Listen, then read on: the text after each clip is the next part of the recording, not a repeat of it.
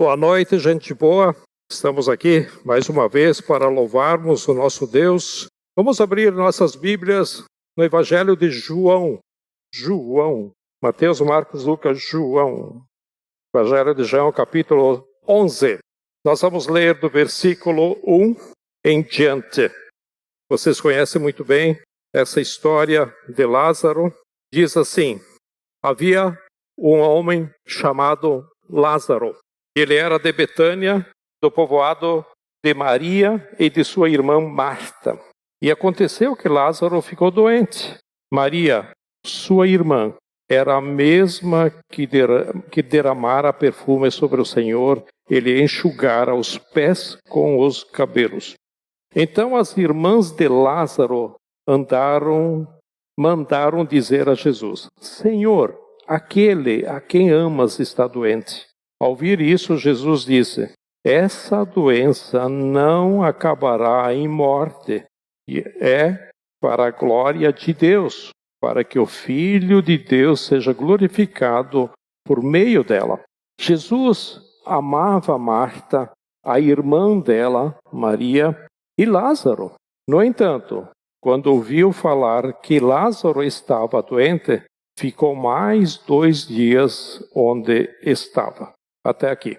Querido Deus, nós precisamos da Tua direção, da Tua orientação, para que possamos entender a Tua vontade. Pedimos que o Espírito Santo esteja nos abençoando. Te peço isso e te agradeço em nome de Jesus. Amém? Voltando ao texto aqui de Lázaro, olha que interessante isso que Jesus fala. Até parece que Jesus está brincando com o fato onde diz: essa doença não acabará em morte. Parece que ele está tirando um sarinho, né? Mas o que acontece exatamente depois é que Lázaro morre. Isso com certeza dá um nó na cabeça do discípulo, porque chegam lá e Lázaro está morto. Mas Jesus disse: essa doença não acabará em morte. Isso é porque Jesus já estava vendo Lázaro ressuscitado. A gente vê uma parte da série, mas Jesus já sabe o final da série. Quando nós assistimos um filme ou uma série, pela metade, a gente pode talvez imaginar o fim, mas a gente não sabe o fim. E Jesus já sabia o que ia acontecer com Lázaro, que Lázaro iria ressuscitar. Por isso que Jesus diz: essa doença não vai acabar em morte. Mas para quem ouviu isso foi muito difícil. E a primeira pergunta que a gente faz na leitura desse texto é: por que Jesus não foi visitar Lázaro quando ele estava doente? Não era muito mais fácil curar Lázaro do que ressuscitá-lo? Claro que era mais fácil curá-lo, né? Outra coisa, Marta e Maria mandam notícia assim para Jesus: o seu amigo, aquele amigo que você ama, aquele cara que você come na casa dele, aquele que você dorme na casa dele. Então não era qualquer um, não era família, mas era quase que familiar. Jesus amava Marta, amava Maria, e elas sabiam que Jesus amava Lázaro. Mas por que Jesus não vai? Imagina o desespero delas vendo Lázaro morrendo e se perguntam uma a outra: por que Jesus não chega? Por que Jesus não vem? Vocês sabem por que Jesus demorou tanto? Vocês fazem ideia? Porque Lázaro precisava morrer. Por que Lázaro precisava morrer? Ele era amigo de Jesus. Ele temia a Deus. Sabe por quê? Porque Jesus não queria manifestar em Lázaro o poder da cura. Jesus queria manifestar em Lázaro o poder da ressurreição. E Jesus não queria, vou repetir, Jesus não queria manifestar em Lázaro o poder da cura. Jesus queria manifestar em Lázaro o poder da ressurreição. Então Jesus queria glorificar o nome de Deus ressuscitando Lázaro. E aqui eu quero que vocês guardem um detalhe no processo do estudo agora. O processo de morte são 3 dias. Guardam isso. Por exemplo, Jonas passou 3 dias na barriga do peixe. Outro exemplo, Saulo de Tarso ficou 3 dias orando e jejuando até as escamas caírem dos olhos dele. Outro exemplo, Esther fez 3 dias de jejum em Nínive. E o próprio Jesus passou 3 dias no túmulo. Então, esse processo de morte e de ressurreição, eles são 3 dias. Isso quer dizer que tem áreas na sua vida e na minha vida que tem que morrer, que precisam morrer, para que Deus possa ressuscitar em nossas vidas. Tem coisas em nossas vidas que muitos de nós estamos pedindo para que Deus cura, para que Deus resolva isso há muito tempo. Áreas emocionais, áreas espirituais, e essas áreas em nossas vidas Deus não pode curar. Sabe por quê? Elas têm que morrer. Você e eu precisamos passar por um processo de morte. Por que isso? Para que você possa ressuscitar e viver no plano, no propósito que Deus tem na sua vida. E tem coisas na sua vida, tem coisas na minha vida que precisa morrer para experimentar o poder da ressurreição. Porque a maioria de nós somos como Marta e Maria, queremos a cura, queremos que Deus resolva. Tem coisas que Jesus olha para nós e diz, não, isso precisa morrer, eu vou deixar morrer. Como nós vamos experimentar isso? A primeira coisa que precisamos decidir é não querer ser Deus. A grande tentação do homem, desde Adão e Eva, é querer ser Deus. E a serpente disse para Eva, se você comer desse fruto, você vai ser igual a Deus. O dilema da humanidade é querer controlar Deus, ou mover a vontade de Deus para que Ele faça o que nós queremos e o que nós pensamos. Por exemplo, a nossa oração, boa parte dela pelo menos, é dizendo para Deus o que Ele precisa fazer. Olhando para Marta e Maria, eu sou muito igual a elas, né? E elas mandam um WhatsApp para Jesus dizendo, vem agora, porque o seu amigo Lázaro está morrendo. Vem logo, vem agora, não demora.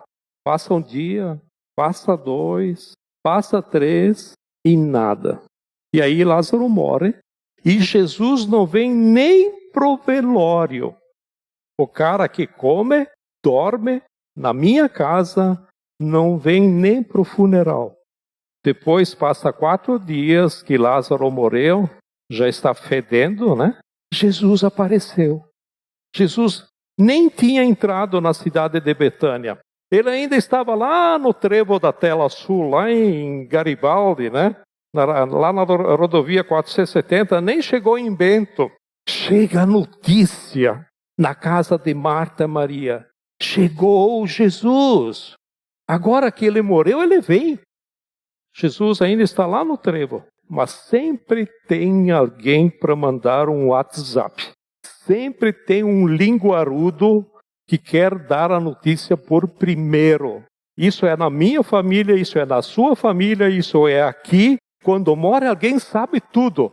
Jesus chegou. Acho que a Marta era a mais enérgica. Ela não aguenta, né? Ela levanta e diz, eu vou pegar ele ainda lá no trevo. Eu vou conversar com ele. Marta vai ao encontro de Jesus. E encontra Jesus. Se o Senhor tivesse aqui, meu irmão não teria morrido. O Senhor não veio antes, se o Senhor tivesse chegado antes. Se o Senhor tivesse feito o que nós mandamos. Se o Senhor vai fazer, meu irmão, o que é agora? Se o Senhor tivesse vindo antes e pedimos, se tivesse feito o que nós pedimos, ele não estaria lá enterrado, não estaria no túmulo. Mas o Senhor não escuta a gente, o Senhor faz o que o Senhor quer. Aí Jesus disse, Marta, eu sou a ressurreição e a vida, teu irmão vai ressuscitar. Aí Jesus entra na casa para se encontrar com Maria, Maria mais calma. Marta vai ao encontro dela, ela estava lá dentro do quarto, é aquela que ora para todo mundo.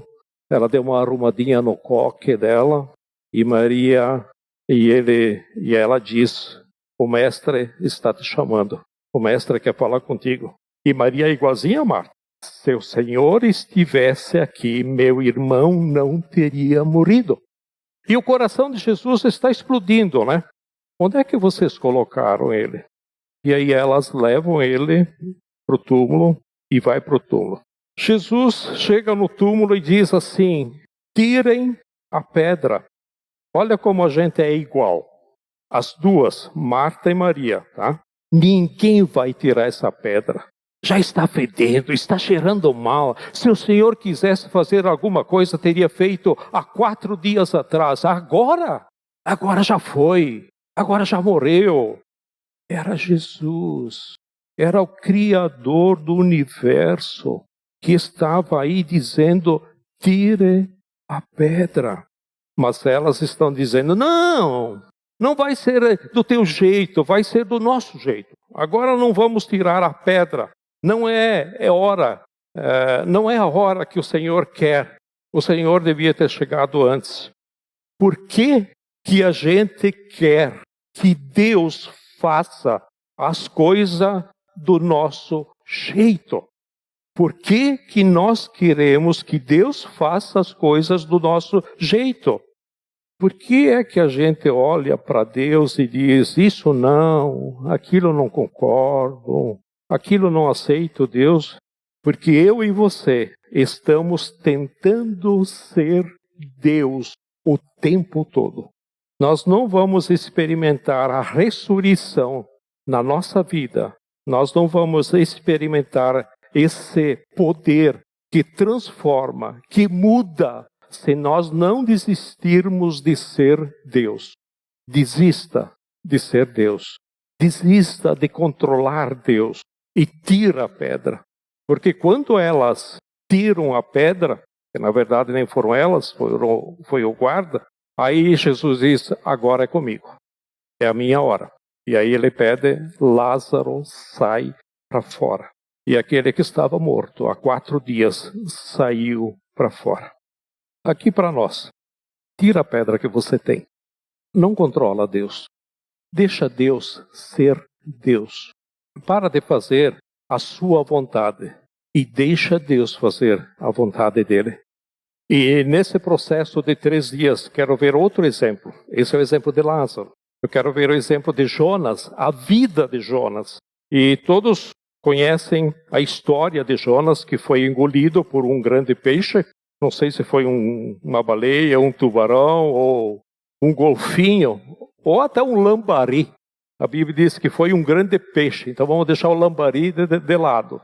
Quando a gente ouve a história de Jonas, e com essa questão de Lázaro, que Lázaro precisava morrer, o Jonas também precisava morrer. Deus não manda Jonas anunciar a palavra dele em Nínive simplesmente porque não tinha outras opções. Deus queria tratar Jonas, provocar em Jonas um processo, guarde essa palavra, um processo de morte e de ressurreição. Jonas era um profeta que carregava dentro dele uma morte, uma revolta. Ele tinha um ódio, uma ferida muito grande. E Deus disse, Jonas, daqui a 40 dias vou destruir a cidade de Nínive. Vai anunciar o evangelho, porque vai morrer toda aquela cidade. Vou fazer descer fogo do céu e Nínive vai ser riscado do mapa. E a Bíblia diz que era em torno de 120 mil pessoas, era muita gente. Quase a população de Bento, um pouquinho menor. E quando Jonas recebe essa missão, vá evangelizar em Nínive, o que Jonas faz? Ele vai para o porto para pegar um barco e ele pensa, Nínive é para cá, mas eu vou pegar o barco que vai para lá. Porque para cá eu não vou. Eu quero ir para lá. Tem um navio saindo agora para Tarsis, que é para lá. Então me dá um bilhete aí, me dá uma passagem. É com esse que eu vou ir. Porque para cá eu não vou. Agora, por que isso? Por que isso? Por que Jonas não quer obedecer? Por que Jonas não quer levar, falar a palavra de Deus para aquele povo de Nínive? É muito simples. Talvez vocês não conheçam a história, na verdade nem eu, mas vou explicar um pouquinho por quê. Essa dor, essa ferida, esse trauma era contra os assírios, que era um povo sanguinário. E quando eles invadiam uma cidade, eles matavam os homens. Muitas vezes eles botavam que nem ganchos, que nem anzóis, nos queixos, no corpo dos homens e arrastavam vivos como se fossem feras humanas. Eles estupravam as mulheres na frente dos homens. Pior, eles abriam o ventre das mulheres grávidas, pegavam os fetos, os bebês e queimavam aos seus deuses. Eles eram homens malignos, maus. Jonas, na sua infância, vê esse povo invadindo a sua terra, o seu povo, destruindo a sua família, destruindo a sua cidade. E ele fica com ódio mortal. E ele vive clamando a Deus para vingar o sangue desse povo, destruir essa Síria, mata esses homens. E quando Deus diz, eu vou destruir Nínive, Jonas diz, demorou, hein? Demorou, porque eu pedi isso minha vida inteira. Eu quero ver esse povo morto. Eles têm que pagar por aquilo que eles fizeram. Isso que estava na cabeça de Jonas. E aí o que Jonas pensa, o que eu penso, o que talvez você pensa, vai que eu prego, vou falar do evangelho lá e alguém acredita e não morre. Se eu evangelizo e alguém se arrepende, como de fato aconteceu, eu vou fugir, eu vou ficar assistindo na internet, só vendo o fogo explodir Nínive, só quero ver aquele povo morrendo. E ele foge. Pega o navio e foge.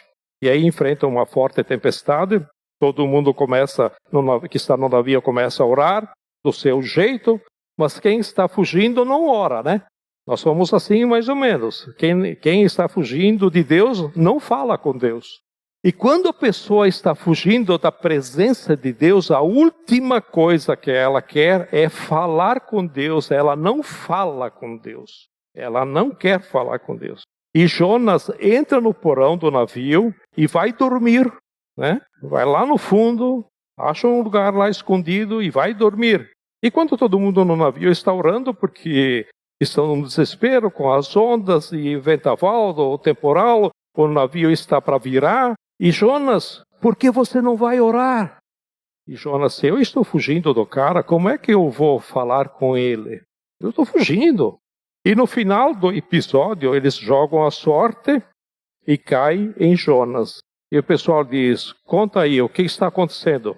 E aí Jonas diz, é comigo mesmo, é comigo mesmo. Tudo isso que está acontecendo é porque eu sirvo ao Deus que fez o céu e a terra, o mar e tudo que nele existe. Eu estou fugindo dele.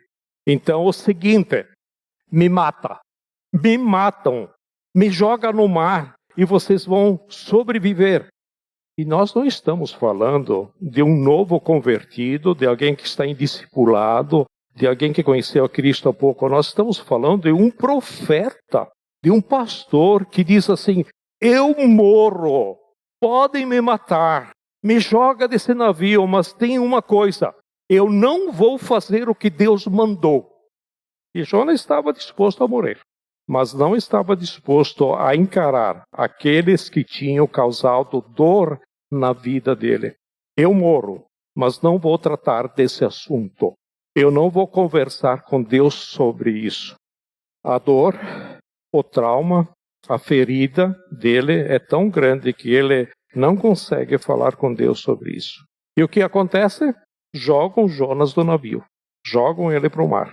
Sabe que existem cristãos que já foi jogado de muitos navios, ou que foi jogado muitas vezes o navio. Nós da liderança, em particular eu, percebo que existe Jonas, existem pessoas que se dizem cristãs, que já foi jogada de navio e de muito navio. E às vezes se tenta conversar sobre a atitude ou o que está acontecendo com ela, onde a pessoa já passou por um problema, por 2 problemas, por 3 problemas, outros. Cara, não dá para você ficar aqui nesse ministério. E aí o cara olha e diz, eu vou para outra igreja, eu vou embora, pode me jogar desse navio.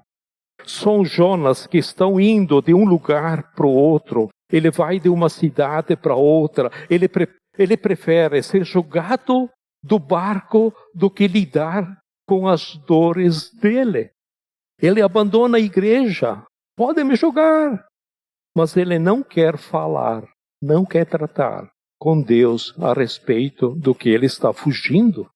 Aí a gente que lida como liderança, a gente vê pessoas que ouviram Deus, que são cristãs, homens e mulheres que têm um potencial, que têm uma missão, mas não conseguem cumprir a missão, porque ainda não passaram pelo processo de morte que precisa passar. E a misericórdia de Deus é tão grande que manda um peixe engolir ele, né? E Jonas não morre. E aí nós sabemos toda a história, né, de Jonas, que já foi lida aqui várias vezes, e o final da história também. E no 3º dia, Jonas faz uma oração dentro da barriga do peixe, que eu acho que não é um lambari, que é todo o capítulo 2 de Jonas. Se você quiser ler em casa, acho que são 5 ou 7 capítulos, mas especificamente o 2. O 2 capítulo 2 é só a oração dele. E eu quero destacar aqui só o versículo 7 da oração dele, que diz o seguinte: quando a minha vida já se apagava, eu me lembrei de ti, Senhor, e a minha oração subiu a ti, ao teu santo templo, ao teu santo trono, dependendo da tradução. Quando a vida dele estava se acabando, no último finalzinho, quando estava morrendo, eu levantei a minha voz e clamei a Deus. Já teve algum momento na sua vida que você teve que clamar? Não orar, clamar. Porque a nossa tendência é quando nós precisamos de oração, buscamos oração, é terceirizar, né? É fazer uma tal de corrente, entre aspas, de oração, fazer um volume de oração. Às vezes Deus quer ouvir a gente sentado dentro do quarto, algum lugar. E eu já fiz isso mais que uma vez. Até lá no salão, mais uma vez, eu entrei no banheiro e tive que clamar a Deus. E a resposta ela vem rápida. Clamar. Clamar é um momento de desespero. É um momento que você e Deus, e quando você clama, você não precisa fazer uma oração enorme, mas você sente a presença de Deus. E você sente que Deus ouviu e vai responder. Por quê? Porque Ele te responde de forma de paz, de conforto. Isso é clamar. E é assim que Deus quer tratar na vida da gente. Às vezes a gente pede para um monte de gente para orar e a gente nem orou. Muito menos clamou. Ele disse, Jonas, Deus, o que o Senhor me mandar fazer, eu vou fazer. Depois do clamor, ele entendeu. Aí ele disse, Deus, o que o Senhor me mandar fazer, eu vou fazer. Deus faz aquele peixe vomitar Jonas depois de 3 dias e 3 noites. E aí Jonas vai e encara aqueles homens que feriram, que machucaram, que sangraram, que destruíram ele. Ele vai ter que lidar com a dor dele.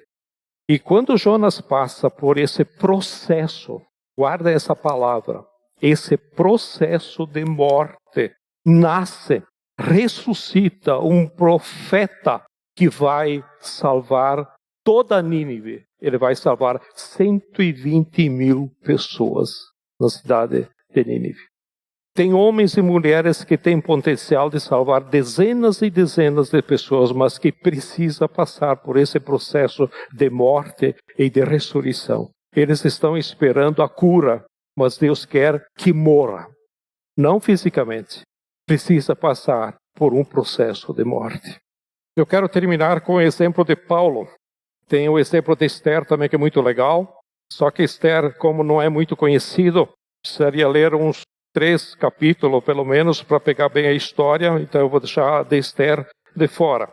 Então eu vou terminar com Paulo. Quando a gente olha para a história de Saulo, como ele perseguia, como ele matava, isso tudo em nome de Deus, né? E a grande cegueira na vida de Paulo era a religião. Ele matava em nome de uma religião.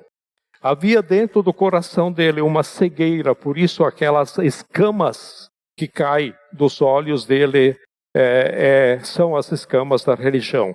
Porque a religião, ela sempre matou, está matando e vai matar. A religião é uma desgraça, a religião é um câncer. E quando Saulo está indo para Damasco e se encontra com Jesus, e Jesus diz: Saulo, Saulo, por que me persegues? Eu sou Jesus, quem você persegue. Ele não entende que perseguindo os cristãos, ele está perseguindo o próprio Jesus. Paulo não tinha entendido isso. Eu sou Jesus a quem você persegue. E Jesus diz, depois do encontro com Paulo, e Paulo, não sei se caiu ali, muitos dizem que caiu do cavalo, alguns dizem que não caiu do cavalo, enfim, ele caiu e ficou cego, né? Eu não sei se estava a cavalo ou não. Jesus diz: eu sou Jesus a quem você persegue. E Jesus diz: agora você vai para tal lugar. Ele dá até os detalhes, na rua tal, na casa tal, tá? E na casa da pessoa chamada Simão. E eu vou mandar alguém para curá-lo. Você vai até lá. E a partir daquele momento, são 3 dias e 3 noites, assim como foi com Jonas, que foram 3 dias e 3 noites. Foi um processo de morte. Saulo, antes de ser Paulo, Saulo passa 3 dias sem comer e sem beber. O anfitrião dele que recebeu ele, mas vamos fazer uma sopa, não quero comer. Vamos tomar uma água, você está já há vários dias sem tomar água, não quero nada. Deus está levando Paulo para um processo de morte, porque aquele Paulo, perseguidor religioso, precisava morrer para ressuscitar. O Paulo queria cumprir o plano, o propósito, a corrida que Deus tinha para ele. É por isso que Paulo diz: eu já morri, já fui crucificado com Cristo. Não sou mais eu quem vive, mas Cristo vive em mim. Já pensou a profundidade disso aqui? Cristo vive em mim. O que tem que passar pela vida para mim? Cristo vive em mim. Você já viveu isso? Ou você só tem conhecimento de Cristo? Aquele primeiro Paulo cheio de ódio, com as mãos sujas de sangue, aquele Saulo precisava morrer. Aqueles 3 dias foi um processo de morte. E quando vem Ananias, depois de 3 dias, Ananias impõe as mãos sobre ele e aquelas escamas da religião, da impureza, do ódio caem. E nasce aquele Paulo que escreve em 1 Coríntios 13 que o amor é capaz de tudo. O amor é o caminho mais excelente. É o caminho que você morre para viver. É o caminho que você se entrega, onde o caminho é Cristo, o viver é Cristo e o morrer também é Cristo. Então Deus precisou levar aquele homem que estava vivendo uma religião para viver uma experiência verdadeira do que é evangelho. Não se vive a experiência do evangelho sem passar pela morte e pela ressurreição. E as escamas caem. Eu queria que você pensasse comigo, existem áreas da sua vida, e eu sei que existe, que assim como eu, a gente vem lutando o tempo todo. Quantas vezes nós lidamos com situações dizendo: Deus me muda, Deus me cura. Que hoje você possa entender que Deus diz: eu não vou mudar ou curar, porque você precisa morrer. Isso precisa morrer dentro de você. Você precisa experimentar o poder da ressurreição. E só a morte resolve isso. Existem coisas na sua vida que precisam morrer. Na minha vida que precisa morrer. Lázaro era amigo de Jesus. Acho que jogavam baralho junto. Tomavam algum vinhozinho de noite junto. Tinham uma amizade grande. Jesus dormia na casa de Lázaro.